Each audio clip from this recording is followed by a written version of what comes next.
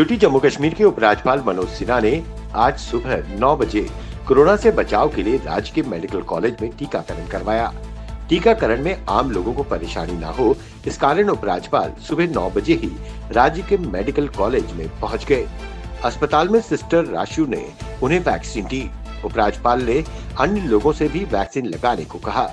एक दिन पहले ही उपराज्यपाल ने जीएमसी प्रशासन को टीकाकरण के लिए सूचित किया था। इस कारण मेडिकल कॉलेज में पहले से ही तैयारियां कर रखी थी।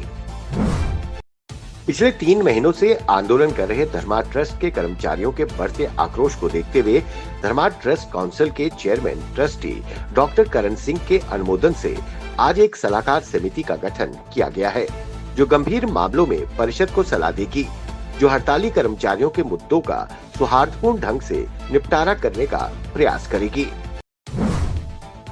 केंद्र सरकार ने परिसीमन डिलिमिटेशन आयोग की अवधि 1 साल के लिए बढ़ा दी है।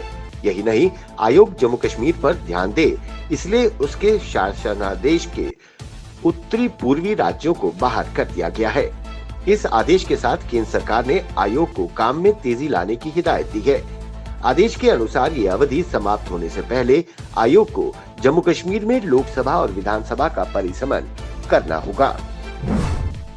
जम्मू कश्मीर के पूर्व मुख्यमंत्री गुलाम नबी आजाद व भारतीय जनता पार्टी के बीच नजदीकियां बढ़ने की अटकलों पर प्रतिक्रिया व्यक्त करते हुए एकजुट जम्मू के चेयरमैन एडवोकेट अंकुश शर्मा ने कहा कि अगर भाजपा आजाद को जम्मू कश्मीर में अपना चेहरा बनाती है तो ये पार्टी के लिए भी घातक होगा और जम्मू की जनता भी इसे कभी स्वीकार नहीं करेगी। उन्होंने कहा कि श्री अमरनाथ भूमि आंदोलन की यादें ताजा हैं और गुलाम नबी आजाद ने जम्मू की धार्मिक भावना को आहत करते हुए आंदोलन में धकेला था। आजाद ने ही रोशनी एक्ट में संशोधन करके रसूखदारों को सरकारी जमीनों पर कब्जा करने के रास्ते दिखाए, लिहाजा आजाद जम्मू में किसी भी पद पर स्वीकार नहीं होगा। नेशनल कॉन्फ्रेंस के उपाध्यक्ष व पूर्व मुख्यमंत्री उमर अब्दुल्ला ने भारत पाकिस्तान के बीच फिर से जंगबंदी बहाल करने पर बनी सहमति का स्वागत किया है।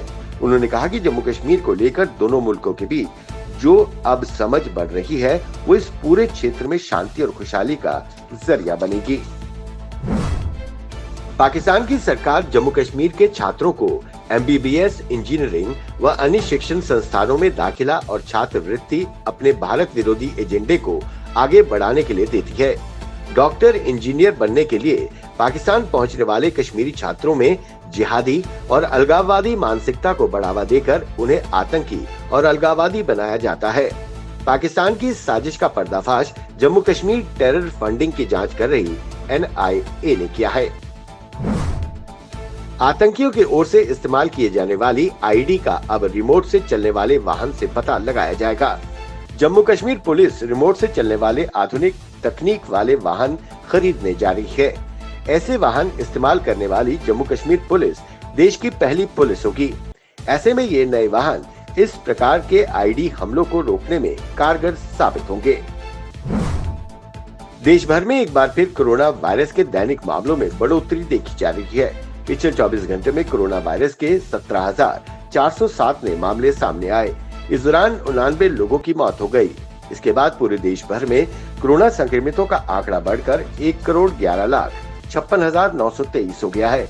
तो वहीं अब तक पूरे देश में 1,57,435 मरीजों की मौत हो चुकी है। झारखंड के पश्चिमी सिंहभूम के होयातू गांव के वन क्षेत्र में आईडी धमाका हो गया। इस धमाके में 2 जवान शहीद हुए जबकि 3 घायल हो गए हैं। ये आईडी नक्सलियों द्वारा प्लांट किया गया था। धमाके के बाद पूरे इलाके में सर्च ऑपरेशन चलाया जा रहा है।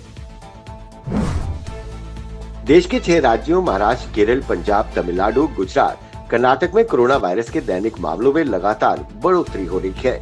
इस बीच केंद्रीय स्वास्थ्य मंत्री डॉक्टर हर्षवर्धन ने कहा कि सरकार ने लोगों की सुविधा के अनुसार सप्ताह में किसी भी दिन और किसी भी समय पर टीकाकरण करने की मंजूरी दे दी है। अस्पतालों ने इस कदम का स्वागत किया है। उनका कहना है कि अब इससे अस्पतालों में भीड़ कम होगी। केंद्र द्वारा पेट्रोल, डीजल और गैस के दामों में लगातार वृद्धि की जा रही है। सरकारी तेल कंपनियां बेलगाम हो गई हैं। इसका सीधा असर आम जनता की रोजमर्रा जिंदगी पर पड़ रहा है। महंगाई 7वें आसमान पर हो गई है।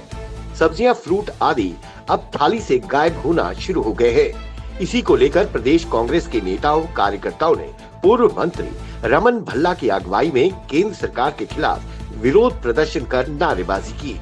उन्होंने कीमतों को तुरंत वापस लेने की मांग की।